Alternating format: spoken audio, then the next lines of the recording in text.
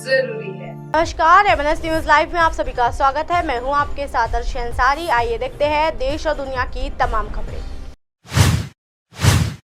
BJP को हराने का पूरा जोर लगाएगी भारत विरोधी ताकतें, केशव। अगर वो पार्टी में है तो मिलकर काम क्यों नहीं करते, सीएम अशोक गहलोत।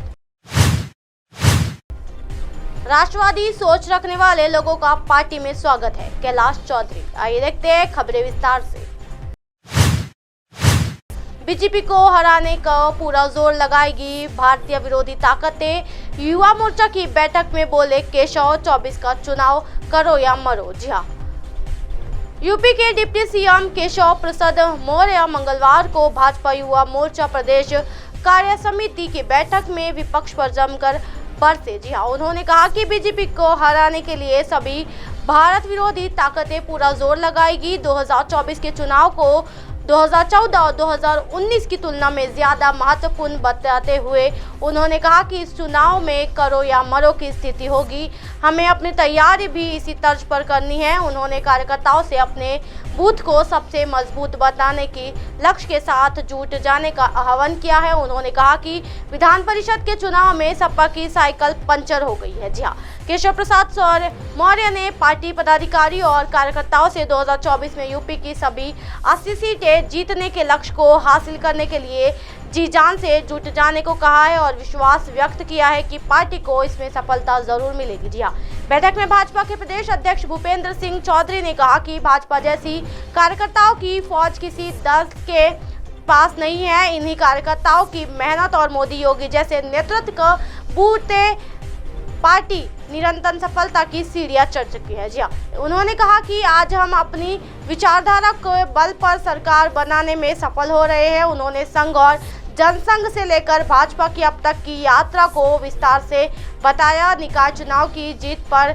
सभी को बधाई भी दी। जी हाँ, आज से महासंपर्क अभियान। जी हाँ, केंद्र में मोदी सरकार के 9 साल पूरे होने पर बीजेपी ने 30 मई से देश भर में महासंपर्क अभियान शुरू किया है।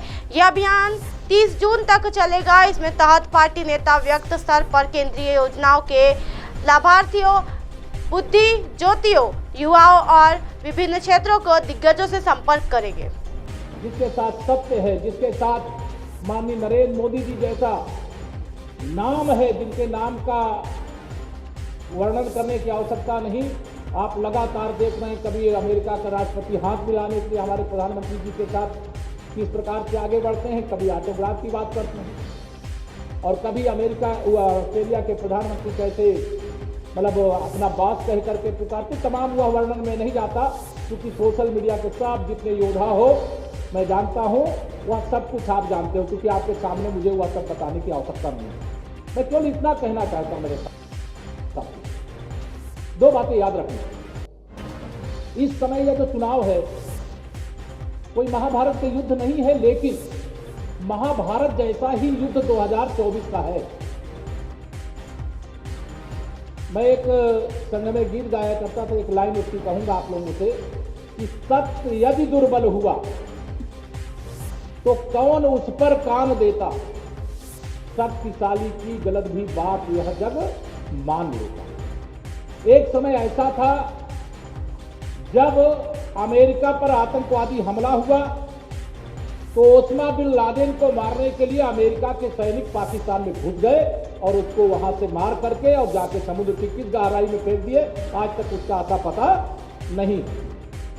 कभी भारत ऐसा कर पाएगा ये सोचा नहीं था, लेकिन भारत ने भी चाहे वो सर्जिकल स्ट्राइक चाहे एयर स्ट्राइक करके दिखा दिया कि भारत भी सत्य है। अगर हमारे साथ तो हम दुर्बल नहीं, हम शक्तिशाली हैं, दिखा दिया। मैं आप सभी साथियों से कहना चाहूंगा कि आज जो युद्ध इस समय चल रहा है, चाहे सोशल मीडिया के प्लेटफार्मों पे, अलग अलग प्लेटफार्म, और ऐसे समय में जब आर्टिफिशियल इंटेलिजेंस के रूप में एक दुनिया खड़ी हो गई है, जो आप ज्यादा जानते होंगे, मैं कम जानता हूं। अभी मैं दिल्ली गया था, मैं आपको बताऊं, दिल्ली में कई युवा साथी जो थे, जो हमारी विचारधारा से भी जुड़े हुए हैं और प्रोफेशनल तरीके से जो हमारे विरोधी विचारधारा के लोग हैं, उनके साथ भी जुड़ने के लिए वो मजबूर हैं। कहते हैं कि हमको एक भारतीय जनता पार्टी के खिलाफ ट्वीट करने के लिए 2-2 रुपए की कीमत अदा किया जाता है। आप लोग जानते होंगे, ज्यादा जानते होंगे। तो हमारे युवाओं को गुमराह कैसे करते हैं, उनका दुरुपयोग कैसे करते हैं। सीएम अशोक गहलोत ने सचिन पायलट पर उठाए सवाल, बोले अगर वो पार्टी में है तो मिलकर काम क्यों नहीं करते। जी हाँ, राजस्थान के सीएम अशोक गहलोत ने सचिन पायलट पर लेकर पूछे गए सवाल पर कहा, अगर वो पार्टी में है तो मिलकर काम क्यों नहीं करते हैं। जी हाँ, मेरे लिए पद महत्वपूर्ण नहीं है, मैं 3 बार मुख्यमंत्री रह चुका हूँ। हाईकमान जो चुनाव जीतना चाहता है वह ये काम करना आज मेरा कर्तव्य है। जी हाँ, सीएम गहलोत ने कहा, हाईकमान के साथ मिलने के बाद कोई सहयोग क्यों नहीं करेगा, विश्वास देकर ही विश्वास जीता जाता है। हाईकमान के हम पर विश्वास ही किया है, अगर हम सब मिलकर चलेंगे तो सरकार हमारी आएगी। आज तक पार्टी में वफादारी से रहे हैं, आगे भी रहेंगे। सोनिया गांधी ने एक बार फिर कहा था कि जो धैर्य रखता है उसको कभी मौका मिलता ही है। ना मायने रखता है, ठीक है। और 3 बार जो है केंद्रीय मंत्री बनने ही मायने रखता है। मुझे सब कुछ पार्टी ने दिया है, सोनिया जी ने और राहुल जी ने मुझे विश्वास किया, प्रियंका जी का भी योगदान था। तो मुझे तो चांस दिए हैं काम करने के। आज मेरी ड्यूटी बनती है कि मैं वो काम करूं जो हाईकमान चाहे। वे किस प्रकार के गीत क्या है उसके अंदर मैं मेरी भूमिका रखूं, इम्पोर्टेंट वो मैं रख रहा हूँ। और जो मुझसे हो सकता था, मैंने 5 साल के अंदर गवर्नेंस देने में, योजना बनाने में मैंने कमी नहीं रखी है। राजस्थान पूरा प्रदेश जानता है। अब चाहे मोदी जी आओ और चाहे अमित शाह जी आओ, मेरा दावा है जनता सच्चाई समझ जाएगी कि भाई काम किसने किया। वो राष्ट्रीय राजनीति की बात करने लग जाते हैं। उनका एजेंडा दूसरा है, मेरा एजेंडा है सिर्फ राजस्थान की सेवा करना, राजस्थान में योजनाएं लागू करना। जो मैंने घोषणा करी है बजट के अंदर वो इम्प्लीमेंट हो, ये मेरा एजेंडा है कि किस प्रकार मैं वहाँ विकास, चौमुख विकास हो, सिंचाई हो, चाहे किसानों की समस्याएं हो, चाहे वो युवाओं का हो, चाहे किसी वर्ग का मजदूर का हो, SC, ST, OBC या माइनॉरिटी के हो, किससे हो मुद्दे हों, मैं सबको कैसे निपटा हूँ वो मैं लगा हुआ हूँ। मुझे लगता है इस बार मैं सफल हुआ हूँ और जनता इस बार मुझे लगता है कि इस बार सरकार रिपीट कर सकती है। वैसे तो माई बाप जनता ही है, वो फैसला करेगी वो मैं मंजूर होगा।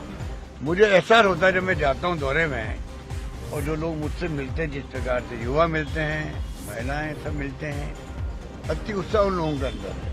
और मैं जगह रुकता भी हूँ, बात करता हूँ उनसे, मीटिंग करता हूँ, तो मुझे ऐसा लगता है कि इस बार लोग मुझे वापस रिपीट करके बताएंगे, चाहे वो कितने धन बल खर्च करेंगे। ये बीजेपी वाले अभी भी ये भ्रमित करें लोगों को छोटी बातों को लेकर के।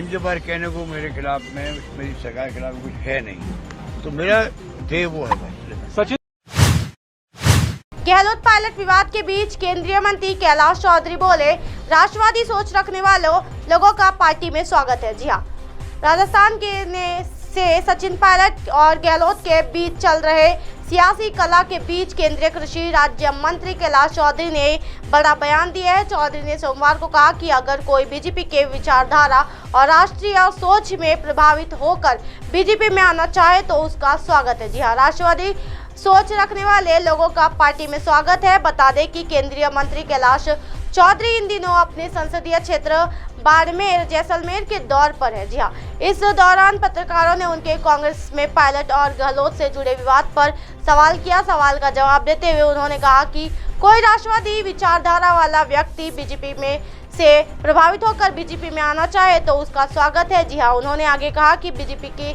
देश क्या पूरे विश्व की सबसे बड़ी पार्टी है। ये राष्ट्रवादी विचारधारा वाले लोगों और राष्ट्रवादी सोच रखने वाले लोगों की पार्टी है। शेखावत भी दे चुके हैं न्योता। जी हाँ, बता दें इससे पहले केंद्रीय मंत्री गजेंद्र सिंह शेखावत भी कई बार सचिन पायलट को कांग्रेस छोड़ बीजेपी में आने का न्योता दे चुके हैं। वहीं उधर इस मामले में सीएम गहलोत के निर्देश के बाद गहलोत गुट के नेताओं ने फिलहाल इस मामले पर चुप्पी साध रखी है। कांग्रेस का कोई भी मंत्री और विधायक इस मामले में बोलने को तैयार नहीं है। अब आप हमारे चैनल को आपके मोबाइल पर भी देख सकते हैं। मोबाइल ऐप पर देखने के लिए प्ले स्टोर से MNS news TV app download करें। इंस्टा, लिंक, ट्विटर, हाईक्विक, फेसबुक और कई सोशल मीडिया के प्लेटफॉर्म पर हमारा चैनल उपलब्ध है। आप इसे यूट्यूब पर भी देख सकते हो। आप हमारे चैनल को लाइव भी देख सकते हो www.mnsnews.com पर। फिलहाल वक्त हो चला दर्शकों ब्रेक का। ब्रेक से लौटने के बाद देखिएगा देश और दुनिया की तमाम खबरें। बने रहिए MNS न्यूज पर। नमस्कार।